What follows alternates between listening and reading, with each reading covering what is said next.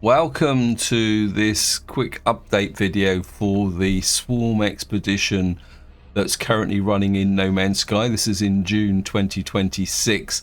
Now we're about a week in, or so just over a week actually, and you just saw the message flash up in the bottom left hand corner.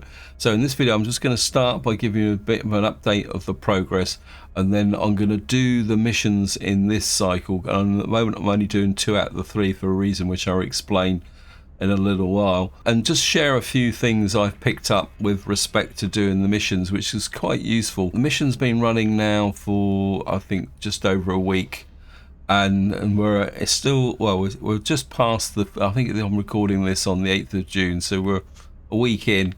And if I come into here and we show you the counter in the mission we're doing is called countermeasures.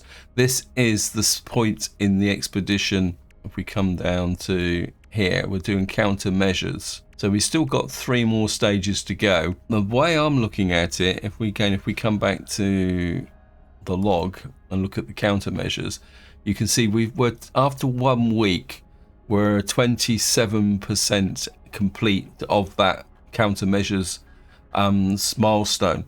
And you can see just below is the breakdown of the 3 teams. You've got the Royals are on 9.1. The decimal point was added as part of a patch, which probably gives more information. Sage is 9.3 and the Weavers are 9.30, which basically means that the Weavers are ahead with respect to what's going on. You've got this progress bar, and you can still see up here, it's still saying 44 days, 8 hours, 7 minutes. But it seems a bit strange that this here is 27% in, and we started at 54 days. So I'm starting to wonder whether this day count down here, the overall mission, rather than this actual first stage, the countermeasures. So I'm wondering when we complete countermeasures, this will continue moving across, because I've got a feeling to complete the whole prismatic core, we've got to go back to here. We've got to finish all these 3 stages, because otherwise we could be finishing the mission a bit earlier than Hello Games intended, but I would have thought that they would have calculated that. Anyway, so if we come over to here and look at the prismatic core, you can see this is a more general breakdown, and you can see that the Weavers are ahead, and these seem to move forward there. One thing I have done is that these totals here, they give the impression that they're the number of missions carried out, but there doesn't seem to be that much of a correlation. Now there is a lot of speculation over how many of these missions you can do each day, because I think I watched a video and they said that you could do 3, a maximum of 3, but they don't know whether it's a maximum of 3 per mission type per day, or whether it's just 3, because the way it works is that you can do these missions 3 times a day at 8-hour cycles, which I think from me is, if you live in the UK, it's 9 AM, 5 PM and 3 AM. And I'm recording this early in the morning, so we're starting a new cycle. And of course there's the 3 missions. Now I'm not actually doing any of the sabotage missions, because you can see that to me that seems counterintuitive, because while we're in 3 teams which are technically competing, we're also in one big team to get this mission done as quickly as possible and within the allowed time frame. So to me, doing the sabotage missions seems a bit kind of pointless. So all I'm doing, as you can see here, I did do one by accident. I wasn't paying attention. I was doing it quite late at night and I was a bit tired. So you can see at the moment I've done 18 purge missions, 18 restore missions and 4 sabotage missions. So you can see I've been doing the expedition for, well, 3 6s are 18, so I've been doing it for 6 days now. And what I do is I do the restore one first and then the purge striker. And if you do the restore one, you can see that adds 2 score to everyone else, which I think helps the progress. This is an interesting mission because you can get 2 results. This one is actually sending us out to go and it says swarm activity detected. Now there is a version where you got to give resources to Polo, and if you've got quite a lot of stuff, whoops, no, didn't mean that, stored up, and this, what I've done is been stocking up on certain things. Ammonia is a good one, uranium. I haven't used salt. I've had a gold one, because if you've got the required amount that Polo needs and you do the mission inside of the anomaly, what happens is you can go straight to Polo and literally do the mission within 2 minutes. But the other version is what we seem to have drawn here, which means we've got to go in here. Now, another tip I'll give you is that you can start the missions just anywhere, but if you want to save on warp fuel, always start the missions in the anomaly, and then you get a free warp to the system where the mission is. If you don't do that, what happens is you've got to use the warp fuel. Now, one thing I will say is keep away from the thingy that comes in here, because if you get there, you get a bonus attack, which seems a bit pointless. And what I do is, whenever I come into a system, now I'm starting to suspect that we're being rotated round the same systems. It's worth doing. Just coming into the space station, and of course the first thing you do, now you can also expand the inventory but inside the anomaly all the time. We'll do that a bit later on. And if you've got the money, just expand the, I think, keep expanding your inventory so that you've got more there. And the other thing I always do is, well, the other thing I have been doing is picking up some simple missions here, like kill 4 creatures, kill 7. That's just so that I can get the occasional rewards towards, and make it something that I can actually make money from. And then the other thing I also do is come down. We'll stock up on the phosphorus, because phosphorus is another one that goes here. And of course what I do is I also sell off surplus loot. I'm keeping the meaty chunks because in some of the battles that I've got into, I've needed to replenish my capabilities. You can also go and talk to these guys, come over here and get extra resources as well. So you can come in here, see, offer trade, see what he's got. Yeah, I'll certainly take the uranium. Uranium's useful because you can use that to recharge your ship as well. Anyway, we're going to go back into here. And of course, because I picked up the extra missions log, we've got to get back to restore sweeper. Just make sure that that's always done it. And we're going to go here. And what we're going to do now is just fly to these planets. Now, one thing I have noticed is the fact that these planets are gaining lots and lots of bases. So I have had a couple of times where I've started getting a bit of lag, but so far I haven't actually encountered any of the problems that I've seen other players talking about, because I have been watching the occasional video, especially Zane, because of course he keeps track of all the patches and updates and things like that. But I haven't actually encountered any problems where I've actually been blocked by doing anything by a base, but I am detecting a little bit of lag because of the sheer number of bases and activities that's going on.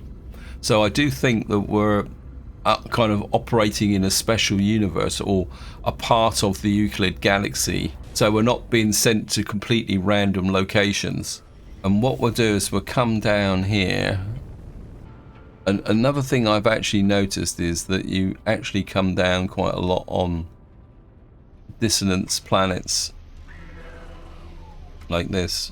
And of course one thing you can do is oops, yeah, we've been here before. The creatures are, yeah, this is a familiar place. But one thing I have, but I don't think you always get sent to the same location. So if you do land on something like this, do the resources before you go running around. You can top up there. You can get random drops, which helps the money. And just to show you, we've got I've got 14 million. That's because I picked up a couple of scrap ships, and we still got 7 million nanites.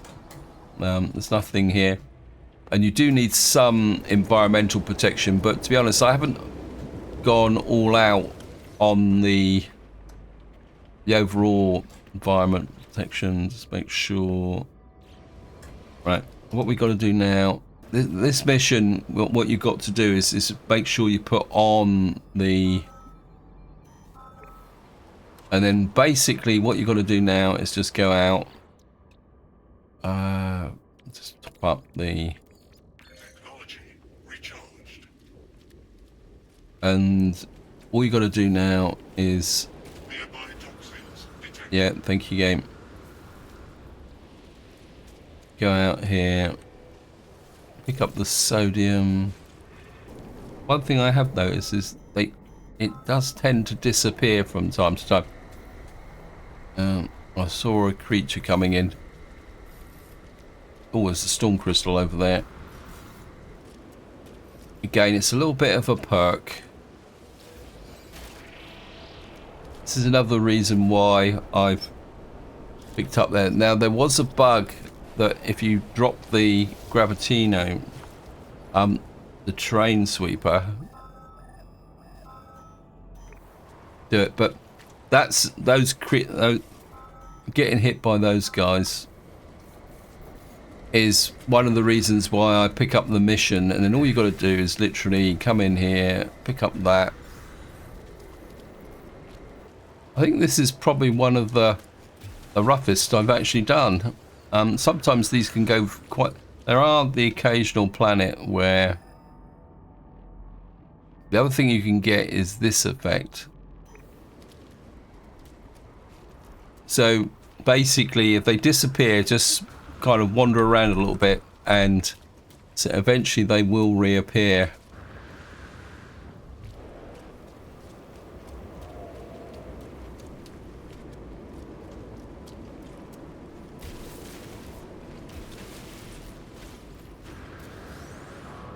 Yeah, I saw you.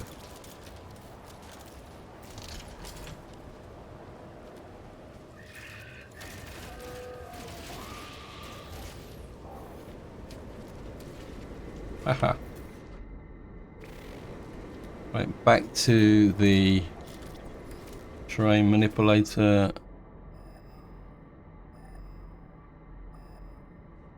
Okay, worse.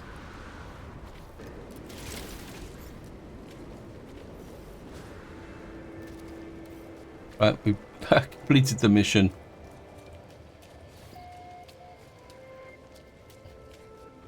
Also, it's right, hopefully now the storm's gone. Toxicity detected. I think I might have got a little bit too far away from the ship.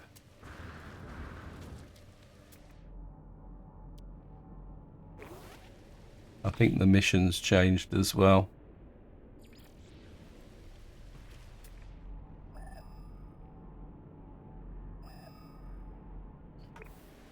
Right, what I'm going to do is I'm just going to go back towards the ship. Put some oxygen on as well. Technology Right, it's kind of hinting at one in that direction. 389. I must admit, this is, I don't know if these missions are getting harder, but this is one of the hardest ones I've actually done. There it is. Eventually they will turn up. As I say, I've had ones where all four have been very close in. Then I've got, and as I say, this is probably one of the most difficult ones I've actually done, with all the extreme storm and the creatures attacking and things like that. But it's a good example, actually. So we'll just go in here. And of course you've got the melee jump, which I don't use, but but it does have this annoying habit of disappearing. And that's it. That gives us the scores, and of course, make sure you've got plenty of fuel in your ship.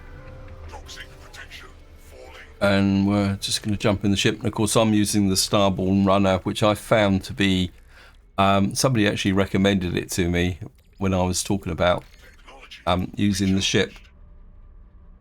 And I must admit I do like it, because just to show you,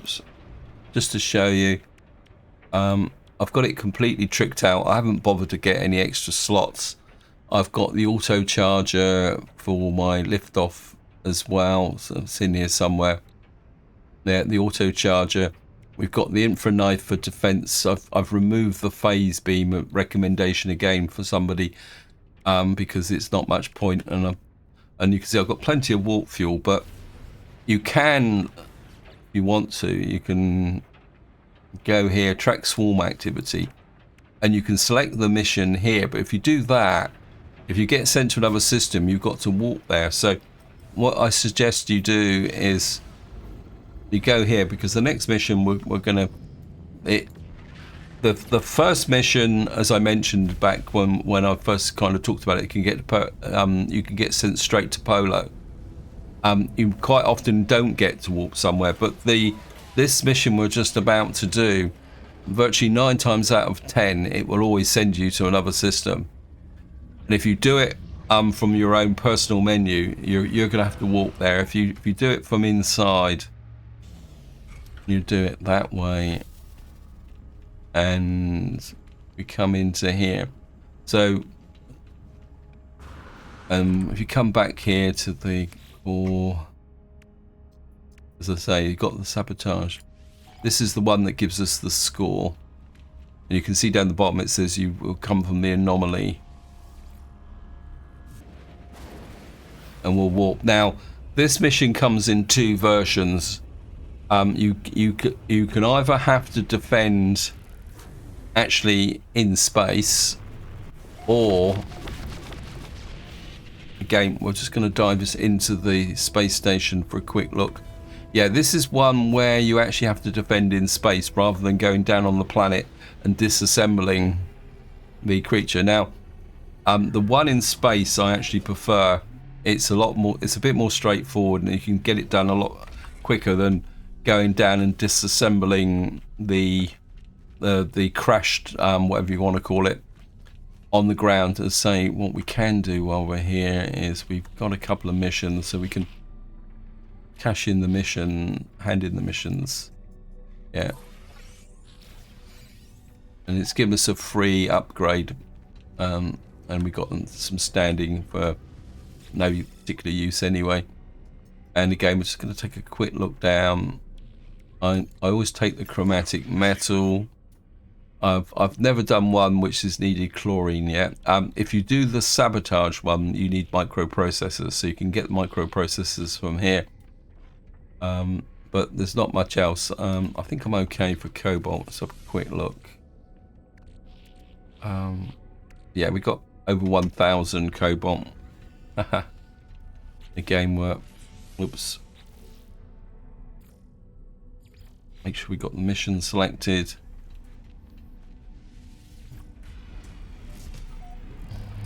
It says return to space and engage the swarm.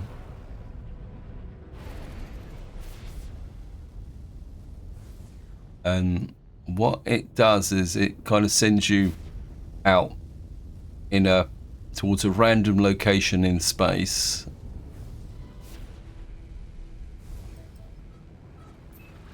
It generally doesn't take long to get there.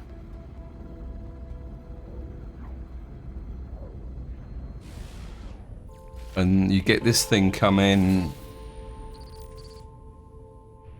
and then what you get is these guys here, and you just engage them. I must admit, I am actually improving my combat skills. As I say, of the missions, whoops. This is the more easier one of the missions. What you've got to do is just, if you're on your PC or using, all you do is just hold down the S key, and it gives you a constant target lock. There we are. And as I say, that's a relatively straightforward mission. And of course, if you're out amongst the asteroids, it's worth knocking out a few of the asteroids as well while we're there. And that is all there is to it for this kind of cycle. And sometimes you've got to get away. And what I do to prepare for the next round of missions in kind of, well, a few hours time, because I'm recording this at a reasonable time for once, or by my standards. And what I always do is I just go back in and dock in the anomaly ready for the next cycle, and just come out here and just to give you a kind of run through. I've never seen any of these percentages, fractions changed when I've ever done the missions, so it's an accumulative thing. And so we're still at 9.3 and again, these totals, they don't seem to change very much when you do the missions, because this is the team score as opposed to an individual score. My individual score is up here. You can see it's now 19, 19, 44. As I say, I don't do the sabotage mission because my approach is the fact that we've all got to get this finished as quickly as possible, because again, as I've previously mentioned, I've got a feeling that these might go quicker, because it says here, ward against the hive of glass, destroy the hive of glass, and demand answers. Now, I get a feeling that these could be almost boss battles, and it does concern me slightly that we may have to go into multiplayer. So it may have to be a multiplayer, or there's going to be a series of things that need to be destroyed. So this is going to be the bulk of the missions until we get to this area here. But we'll worry about that when we get there. Anyway, this is where I'm going to leave it. I hope you enjoyed the video. I hope you found it interesting. Any hints and tips you want to share, feel free to put it in the video description. But until next time, whatever you do, enjoy your gaming.